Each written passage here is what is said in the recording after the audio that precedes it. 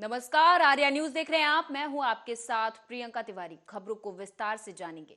PM Modi ने कर्नाटक के शिवमोगा में 450 करोड़ रुपए से विकसित किए गए एयरपोर्ट का उद्घाटन किया। उद्घाटन कार्यक्रम को संबोधित करते हुए पीएम मोदी ने कहा कि ये केवल एक एयरपोर्ट नहीं है, बल्कि इस क्षेत्र के जवानों की नई उड़ान है।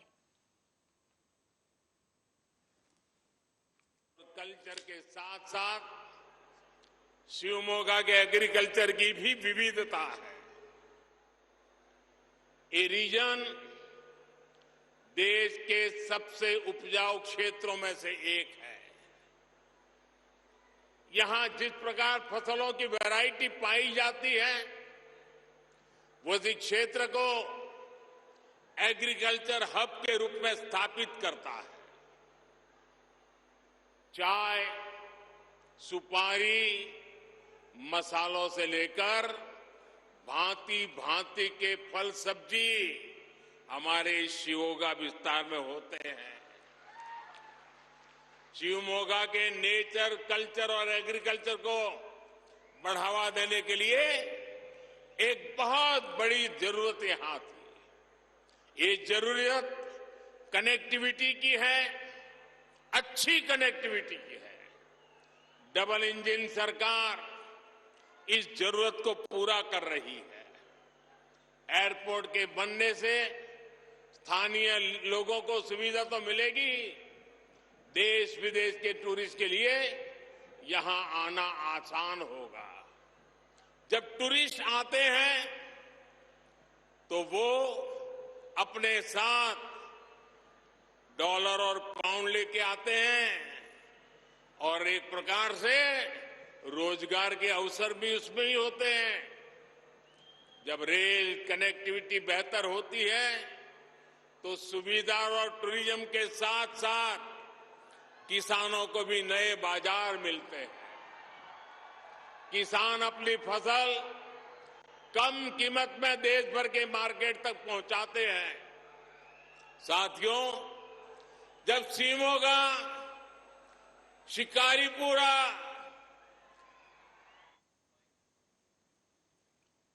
दिल्ली शराब घोटाला केस में आबकारी मंत्री और डिप्टी सीएम मनीष सिसोदिया की रविवार को गिरफ्तारी के बाद सियासी माहौल गर्मा गया है। आम आदमी पार्टी ने दावा किया है कि सिसोदिया निर्दोष है और बदले की राजनीति के कारण उन्हें गिरफ्तार किया गया है। हालांकि बीजेपी नेता संबित पात्रा ने इस आरोप को खारिज कर दिया है और कहा कि कानून अपना काम कर रहा है। उन्होंने पूछा, नई शराब नीति अच्छी थी तो उसे वापस क्यों लिया गया? आप भी सुने। देखिए, कल से ये बात बार बार आम आदमी पार्टी बता रही है कि ना सिर्फ मनीष सिसोदिया जी को गिरफ्तार किया है, बल्कि आम आदमी पार्टी के लगभग 80% नेतृत्व को पुलिस ने गिरफ्तार कर रखा है। पूछा जाता है तो केंद्र सरकार कह रही है कि नहीं, डिटेन किया है। मैं जानना चाहता हूं, डिटेंशन 1 घंटे की होती है, 2 घंटे की होती है, 3 घंटे की होती है। अभी 24 घंटे हो जाएंगे। क्या 24 घंटे कोई पुलिस इतने बड़े बड़े नेताओं को तो छोड़िए, किसी आम आदमी को भी डिटेन कर सकती है? क्या कोई कानून में प्रावधान है? नहीं है। अगर इतनी देर तक आपने किसी को अरेस्ट किया हुआ है तो यह गैर कानूनी है। शराब मंत्री मनीष सिसोदिया जी ने शराब का घोटाला किया या नहीं किया? क्या यह हकीकत नहीं है कि आज दिल्ली में बच्चा बच्चा ये जानता है कि आम आदमी पार्टी और मनीष सिसोदिया जी ने अपने कमीशन के चक्कर में, यह एक टेक्निकल विषय है, हर कोई जानता है कि जहां तक होलसेलर की कमीशन का विषय था, पहले जो कमीशन 2% का था, उस कमीशन को बढ़ा करके 12% का कमीशन किया गया था। इतना बड़ा इजाफा जो कमीशन का है, ये क्यों किया गया था? ताकि इस कमीशन से मोटा माल, मोटा फायदा, एक प्रॉफिट तो वहीं दिल्ली के डिप्टी सीएम मनीष सिसोदिया की गिरफ्तारी को लेकर आम आदमी पार्टी समेत विपक्ष के कई नेता केंद्र पर हमलावर हैं। अब उद्धव सेना के सांसद संजय राउत ने भी मोदी सरकार पर निशाना साधा है। उनका आरोप है कि सिसोदिया के खिलाफ जिस तरह से कार्रवाई हुई उससे साफ दिखता है कि केंद्र सरकार अपने विरोधियों की आवाज दबा रही है। राउत का कहना है कि जो भी सरकार के खिलाफ सवाल पूछ रहा है उसे ईडी और सीबीआई का डर दिखाकर गिरफ्तार कर लिया जा रहा है। उन्होंने तंज कसा कि क्या बीजेपी में सभी हिमालय से आए हैं।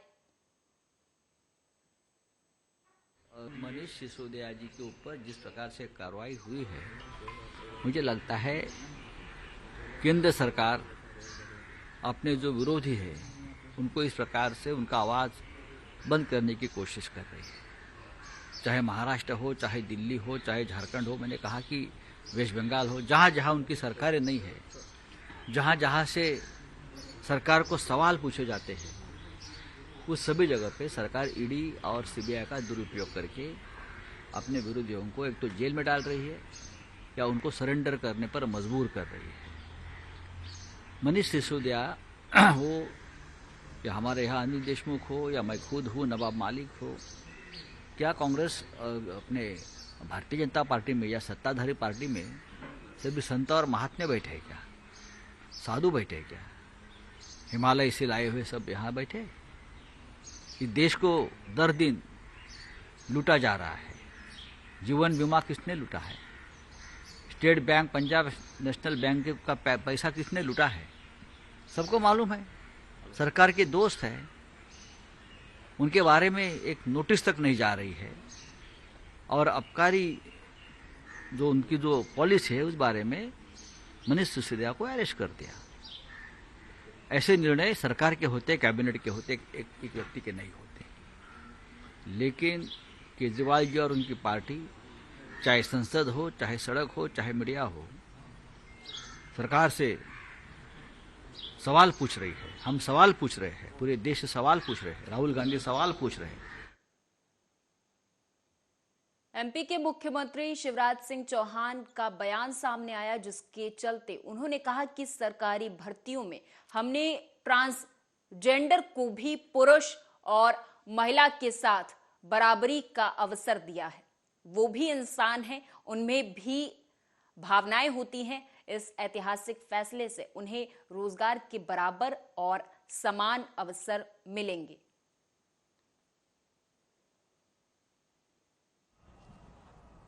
सरकारी भर्तियों में हमारे ट्रांसजेंडर को भी सामान्य पुलिस व महिला के साथ बराबरी का अवसर दिया है। आखिर वो भी इंसान है, उनकी भी भावनाएं होती है और इसलिए मैं इस फैसले को ऐतिहासिक मानता हूं। रोजगार के बराबर और समान अवसर उनको मिलेंगे। जिले के प्रशासन को बधाई देता हूं। कल लूलगवा गांव में 4 साल की बेटी नैन्सी बोरवेल में गिर गई थी, लेकिन गांव के लोगों ने, जिला प्रशासन ने, हमारे बाकी साथियों ने जिस सक्रियता के साथ बेटी। एमपी के गृह मंत्री नरोत्तम मिश्रा का बयान सामने आया। विपक्ष के द्वारा डिजिटल बजट का विरोध करने पर संसदीय कार्य मंत्री डॉक्टर नरोत्तम मिश्रा ने कहा कि जिसको जैसा समझना है वो वैसे समझ ले। गृह मंत्री नरोत्तम मिश्रा ने कहा कि जैसा समझना है वैसा समझ ले, हम समझाने का प्रयास जरूर करेंगे। जिसको जैसे समझना है वैसे समझाने का प्रयास है। ई बजट स्वयं वित्त मंत्री पढ़ेंगे, उसे सुन भी सकते हैं हम। इसके बाद भी नेता प्रतिपक्ष कोई और मार्ग बताएंगे, वो भी विचार करेंगे। पर महाराष्ट्र से बीजेपी प्रवक्ता राम कुलकर्णी ने कहा कि गृह मंत्री अमित शाह के द्वारा सैटेलाइट के माध्यम से ईवीएम मशीनों को नियंत्रित करने के आरोपों का मैं जवाब देना चाहता हूं। उन्होंने कहा कि पूर्व सांसद चंद्रकांत खैरे इस बात का ध्यान जरूर रखें कि भारतीय जनता पार्टी आम लोगों की सेवा करके दिल जीतती है। शिवसेना नेते माननीय चंद्रकांत खैरे यांनी उपस्थित केलेल्या प्रश्नाला माझं एक उत्तर आहे। ते काय म्हणतात, गृहमंत्री अमित शहा उपग्रहाद्वारे ईव्हीएम मशीन नियंत्रित करतात। किती बालिशपणाचा आरोप आहे। वय झाल्यानंतर अशा प्रकारचे आरोप करणं आपणही समजू, पण खैरे साहेब एक लक्षात घ्या, उपग्रहाद्वारे ईव्हीएम मशीन नियंत्रित करत नाही भारतीय जनता पार्टी।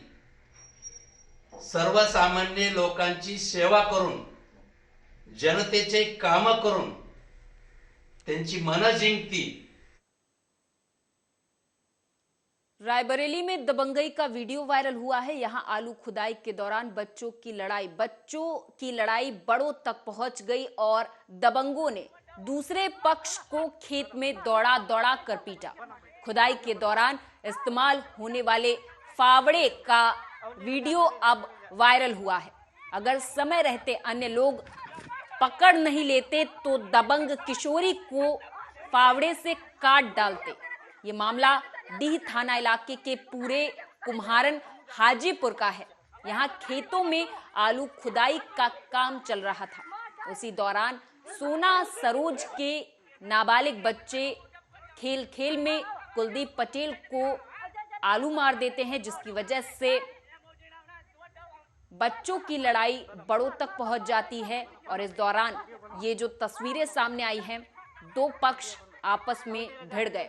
अगर अन्य लोग इन्हें पकड़ नहीं लेते तो शायद एक बड़ी घटना घटित हो सकती थी।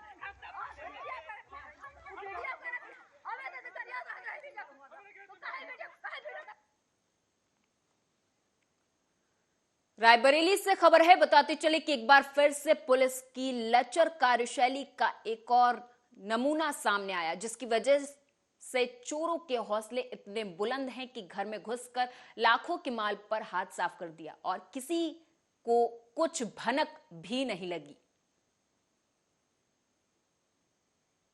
घटना घटी रात में करीब 2 बजे से 3:30 बजे के बीच में चोरी हुई है। अलमारी से सामान पूरा खुल के निकला और बाहर का भी ताला खुला था, ऊपर का भी खुला था। कैसे पता चला आपको?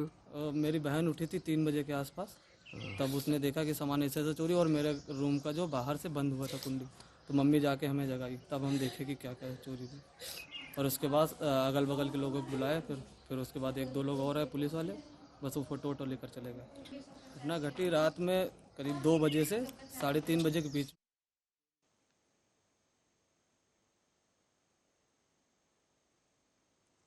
महाराष्ट्र के कोल्हापुर में एक ओल्ड एज होम एक 75 साल के बुजुर्ग को 70 साल की बुजुर्ग महिला से प्रेम हो गया। दोनों ने पूरे रीति रिवाज के साथ शादी कर ली। ये तस्वीरें ओल्ड एज होम की है, जहां पर एक 75 साल के बुजुर्ग को एक 70 साल की बुजुर्ग महिला से प्रेम हो गया। इसके बाद दोनों ने रीति रिवाज के साथ शादी कर ली।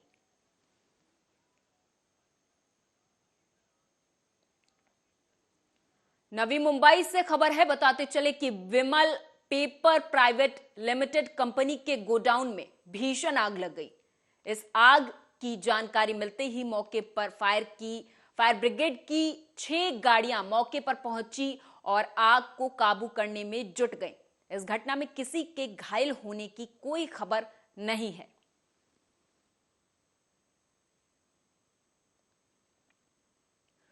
आगरा से खबर है, बताते चले कि आगरा में जिला मुख्यालय पर मनीष सिसोदिया की गिरफ्तारी को लेकर आम आदमी पार्टी ने विरोध प्रदर्शन किया।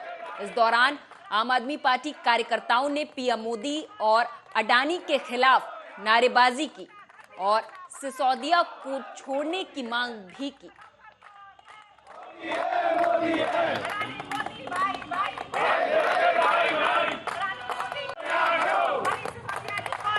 कि मनीष सिसोदिया जी के गलत तरीके से उनको जो पकड़ा गया है, हैरेस करा जा रहा है, सीबीआई का दुरुपयोग हो रहा है, यही बिल्कुल सेम प्रकरण संजय राउत जी के साथ में हुआ, यही सेम प्रकरण सत्येंद्र जैन जी के साथ में हुआ। मिलता कुछ नहीं है, लेकिन परेशान करने की नीयत से। अब है क्या, दिक्कत क्या है, हमारे राष्ट्रीय स्तर पर अगर हम देखते हैं तो नंदू परेशान है।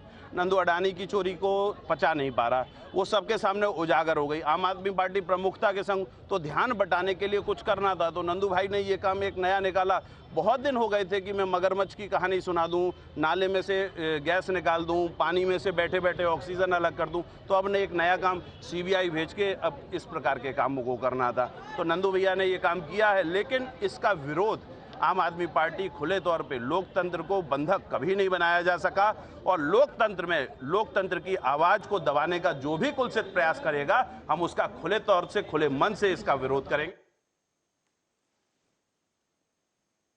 अगली खबर बस्तर से है, जहां बताते चले कि माचकोट रेंज 1 परिक्षेत्र में आने वाले गणेश बहार से लेकर माचकोट सेंट्रल नाके तक बनने वाली लाखों की लागत से WVM सड़क का, जिसका निर्माण खुद डिप्टी रेंजर लच्छू मरकाम करवा रहे हैं।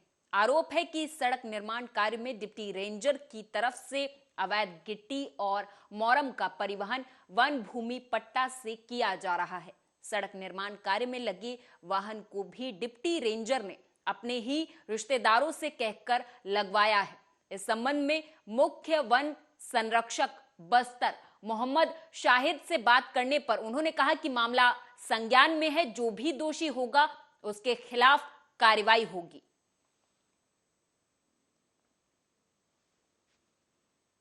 गणेश बहार से माचकोट तक वहाँ के जो है जो तिराहा है, वहाँ तक जो रोड WVM का जो है निर्माण हो रहा है, उसमें कुछ जगह जो है इसमें हाथ से जो है तोड़ी गई जो है गिट्टी रखी हुई जो है वहाँ पर पाई गई है, और DFO को निर्देश दिया गया है कि वो उस गिट्टी का उपयोग जो है नहीं होगा वहाँ पर। जो मशीन से जो है तोड़ी गई मिट्टी ही जो है गिट्टी ही वहाँ पर जो है उपयोग में लाई जाएगी। सर, मोरम का अवैध उत्खनन किया गया है, ये आप अभी जो है हमको बता रहे हैं। हम जगदलपुर परपा डोंगरी गुड़ा से कहाँ लेके जा रहे हैं? गणेश बार रोड, कुरुंदी गणेश बार। कौन बोला है ले जाने के लिए? फॉरेस्ट वाला डिप्टी साहब। क्या नाम है उनका? लच्छू मरकाम। कब से लेके जा रहे हो? 25 तारीख से सर, अगले महीना। अच्छा, किसी गाड़ी है? वही उधरी का है, उसका बाई का, बाई बहन का, मतलब उसका परिवार का है।